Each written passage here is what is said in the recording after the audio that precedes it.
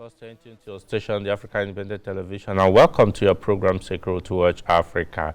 Only on this channel and on this program, we'll bring you that information you need to keep your life safe and secured. Welcome to the programs today. My name still remains Patrick Abampo.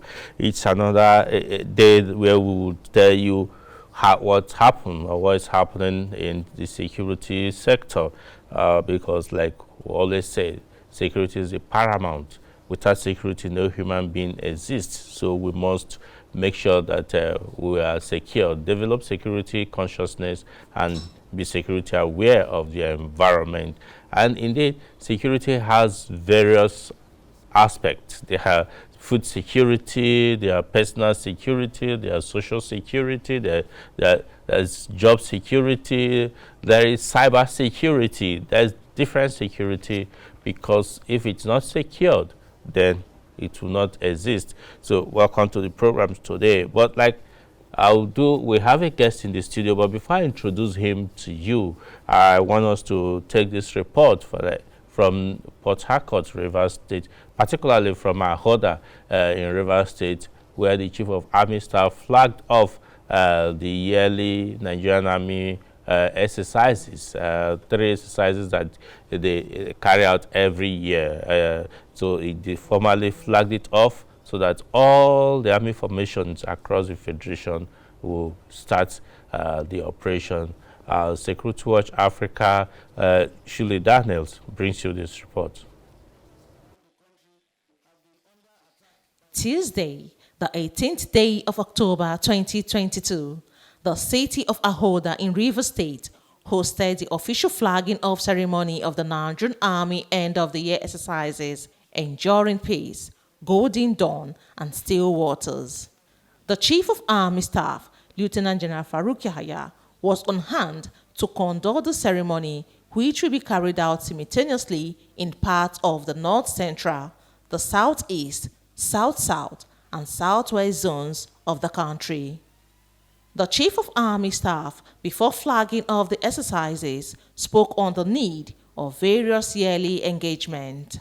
I'm glad to be at Ahoda West in Rivers State this morning to officially flag off Nigerian Army end of the year exercises, namely exercises Enduring Peace, Golden Dawn, and Still Waters. These exercises are to be conducted simultaneously as highlighted by the two operations in parts of North Central, the Southeast, South-South, and Southwest zones of the country.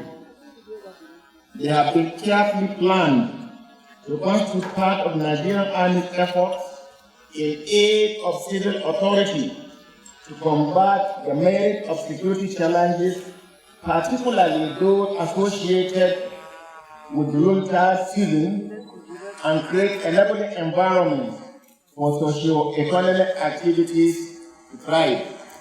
He added that the 2022 edition is particularly unique as it is being conducted during a major electioneering season which will shape the conduct of the 2023 general elections.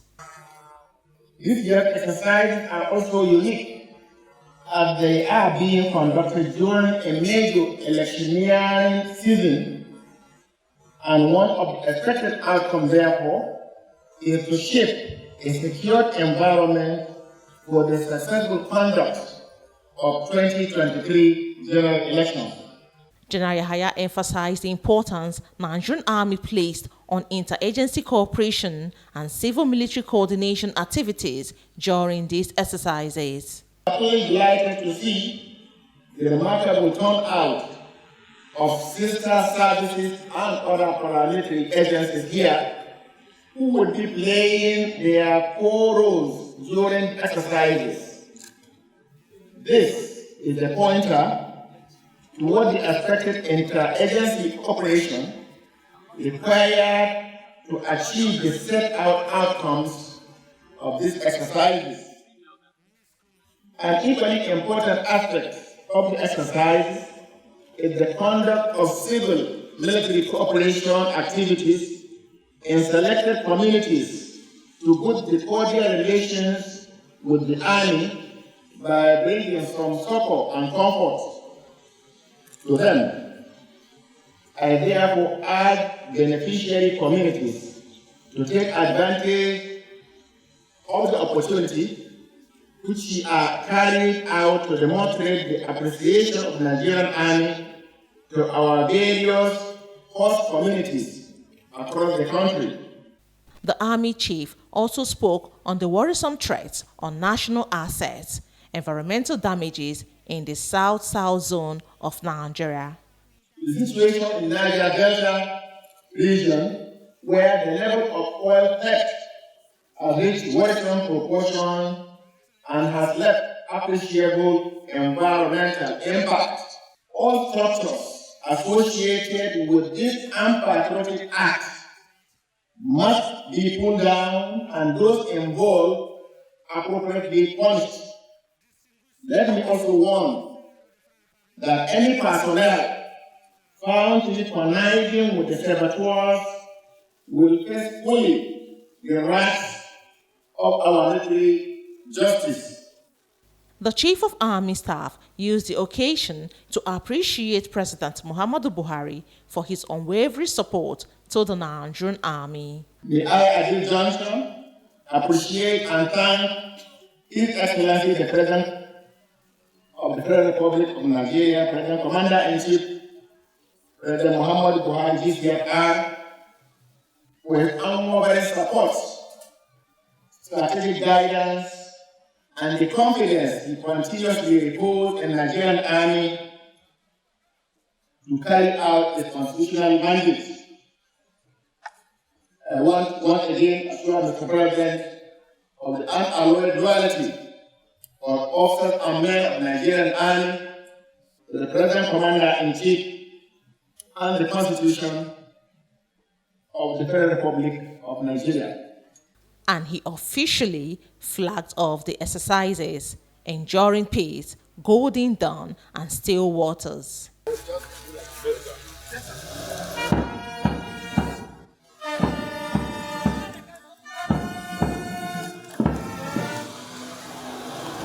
Shirley Daniels, reporting for Security Watch Africa.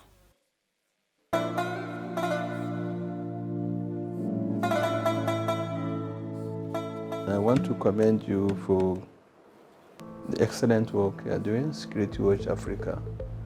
You have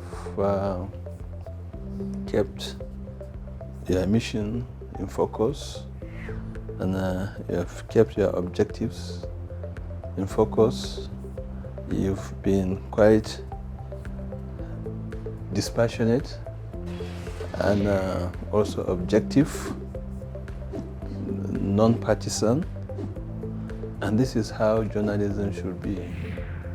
And I commend you for that. It's an honor, feel honored, and I want to assure you that by God's grace, we'll be there live to receive the awards. I want to say that I shall be there also to deliver the lecture. Thank you. I'll start working on it.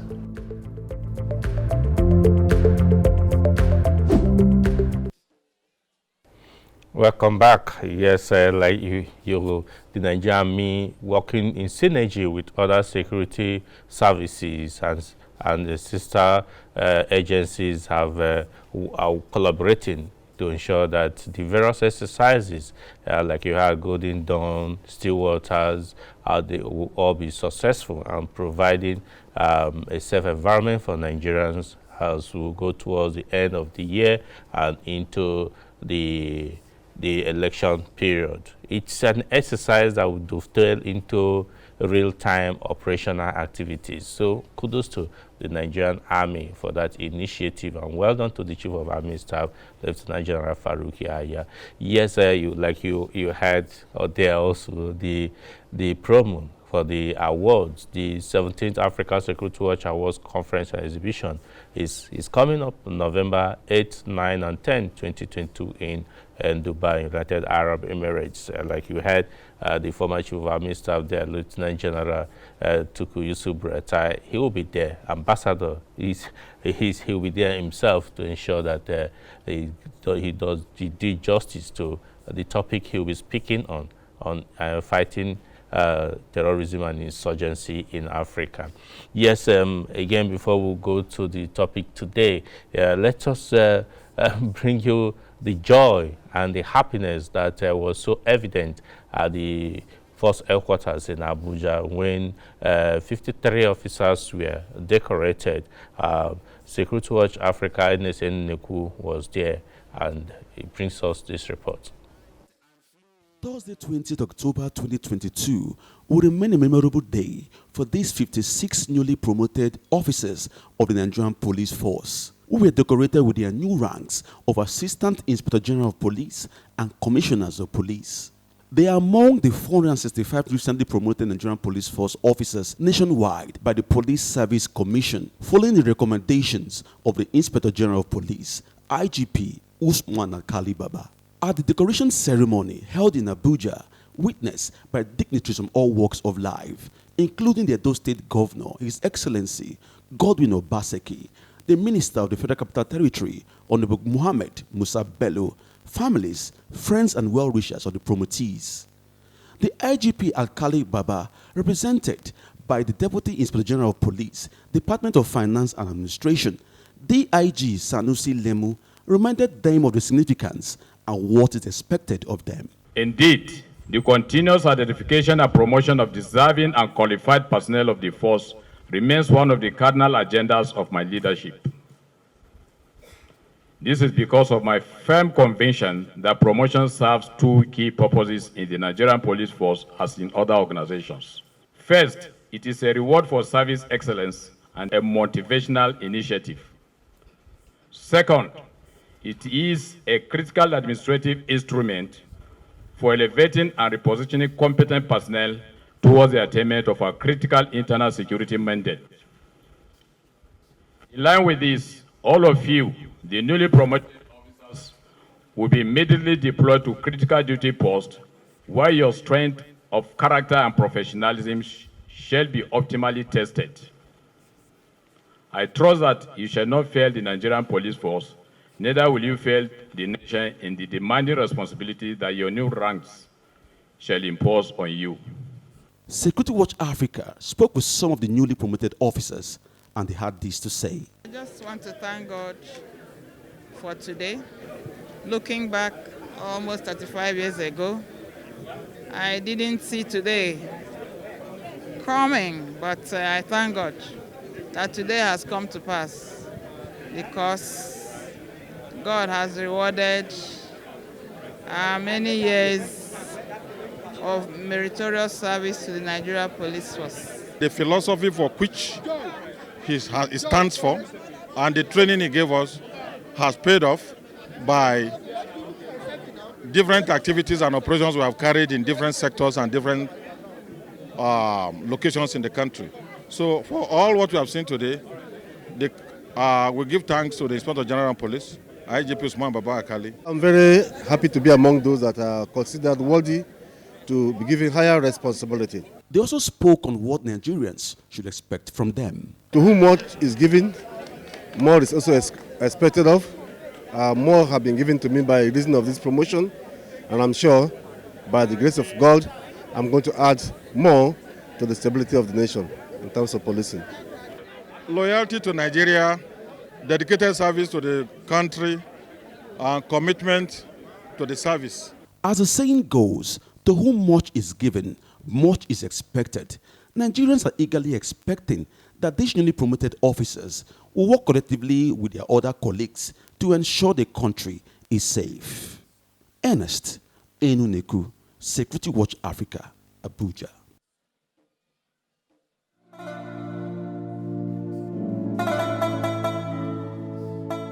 Once you talk about security, you know you get me immediately.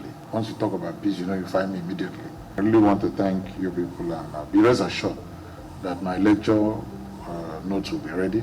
It's something I'd like to attend because it should be encouraging. Peace shouldn't elude Africa, because once we don't have peace, then what else do we stand for? Once anything happens in the whole world, we're always the whipping boys. So we should do everything possible in Africa to have peace and to live with one another in peace.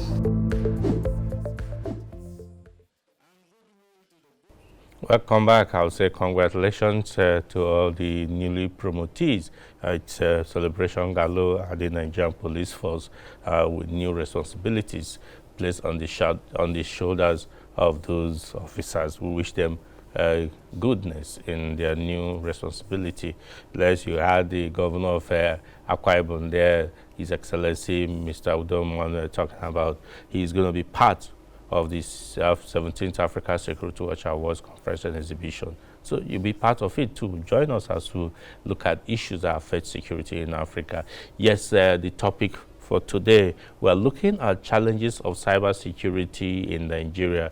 Way out of it, because a lot of things have been said. Many people don't even understand what cybersecurity is all about. In the studio, we have already with us Mr. Frederick Ikerion. It's a pleasure to have you in the studio. Frederick Ikerion is a cybersecurity expert. He has done so many things. It's doing so well in that field of cybersecurity. Yes, he may look young, but he handles a lot of critical assets, security assets in Nigeria. Yes, tell the public, tell the viewers, tell me, what really is cybersecurity? Let's start from there. Okay, cybersecurity from a layman's perspective, I can say cybersecurity is the application of technologies, processes, controls, measures, to protect systems, network, data from cyber attack. So you see, it's all encompassing. You have to talk about the technology, you talk about the process, you talk about the control. Then next, what are the assets you're protecting? You're looking at networks, you're looking at data, you're looking at programs, which are the softwares that is being used in the cybersecurity, in the cyber domain. The cyber domain. I know that we are in the cybersecurity awareness month. It's all over the world. It's been looked into. Is Nigeria really lacking from cybersecurity or cyber activities? How active are we? From your question, okay. Last time I did an analysis on that, you can see Nigeria in Africa. Nigeria falls after Ghana, which is the third. Nigeria is the fourth. Okay. I think the first in that list is that I cannot remember. Okay, Mauritius. Yes, they are the first, I know about that. followed by Tanzania. Yes. Then Ghana, then Nigeria. Okay. Then looking at our population and all that, we're supposed to be the first. We're supposed to be representing the giant of Africa that we are. But in the cyber domain now, you see us as third, which means there are more that we should be doing. Yes, because I know that in fact we're just going to scratch this thing today, because we'll have to go into it a subsequent edition of this program, because cyber space is what people don't even understand. I know that I have a system, I have a computer, I do a lot of things in there, and have a lot of net softwares and all that really. But I know that some companies like that communication will do a lot of cyber activities. Yes. Well, our interaction now is on cyberspace. Exactly. Now, why are there risks that they would need to be secured? Okay, now looking at the pillars of cybersecurity, there is what they call the CIA triangle, the CIA triad. That's talk about the confidentiality. It talks about the integrity of what you're doing, your processes, then availability. Okay, let me start from the confidentiality. You have a system you're working on, you have your data and everything, and your data are not secured. Maybe there is a third party who do not have authorized access from you, and they are assessing it. So the confidentiality of your documents, your data are not there. You talk about integrity, you know. There is another aspect of non-reproduction of information. Yes. Then you talk about availability. Let's assume you are working now, and a cyber actor decides to shut us down. We are no more available. So we are. They call it denial of service. Okay. So we are not available at that moment. So we are not available. So they have denied us our services. Our services, because that's where I'm going to come. I know that there are people they call hackers who make living out of denying people services, access to services. So tell me, how can this be done? And what are you doing? Because I know you've done a lot of things in that field. Okay. What are you doing, or how is it being done? Okay, for example, I will start with our things that we do daily, our daily activities. Let's assume you have a flight to catch, and you are in the airport, and you decide to use a free Wi-Fi. You see a free Wi-Fi, and you want to just use it and do some things. That is a no-no. So it's good we advise the public, if you see a Wi-Fi, even in the hotel, although you have paid for some of those services, but nothing is free. The threat actor might be behind. The threat actor might not need to have access to their own system. To the aviation. Might not need to have access to the hotel, neither at the airport. Then we come to a particular example. There is an attack they called Evil Twin. How does it work? Evil Twin attack works. There is an existing Wi-Fi. Let's assume I am the attacker. I come now and duplicate the name of that Wi-Fi. Let's say that communication is the name of the Wi-Fi. I duplicate that, I launch that attack. It invalidates the dark communication network and shows as if I am that communication. So anybody who logs in to that communication network, I am controlling the person. So with that, I can read your files. I can read everything you're doing. I can take note of your text messages and all that.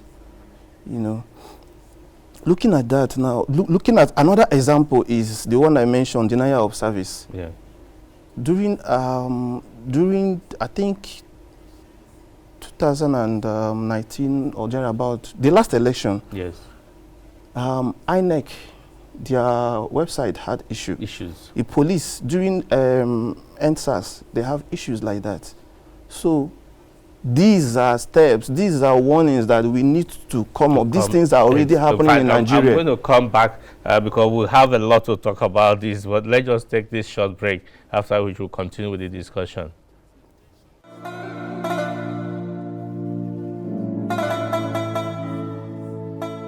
This is the first award that we as a service have accepted since I came on board.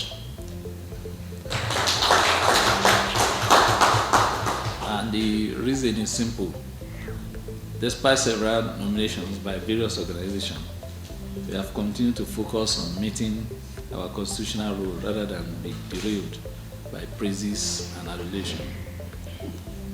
However, we decided to accept this award because we believe that Security Watch is reputable, credible, and engages in unbiased reporting of security-related issues and strive to bridge the security information gap in Nigeria, West Africa, and the world at large.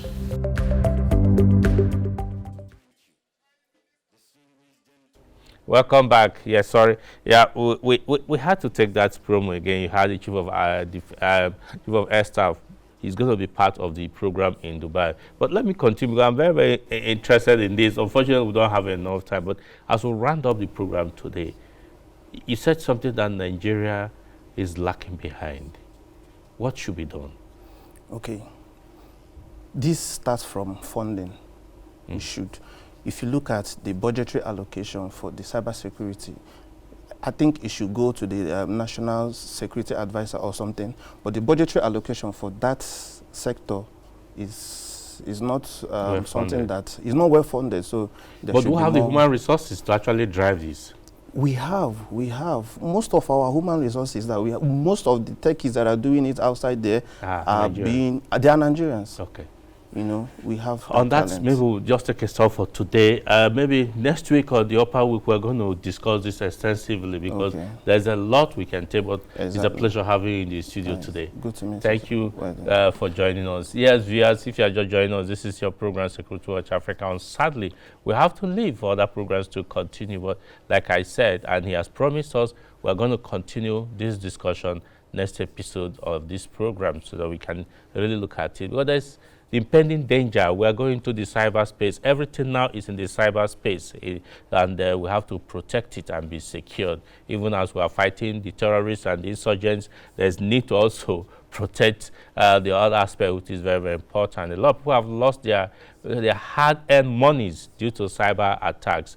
So until we come away again next week, I say thanks for staying tuned and bye for now.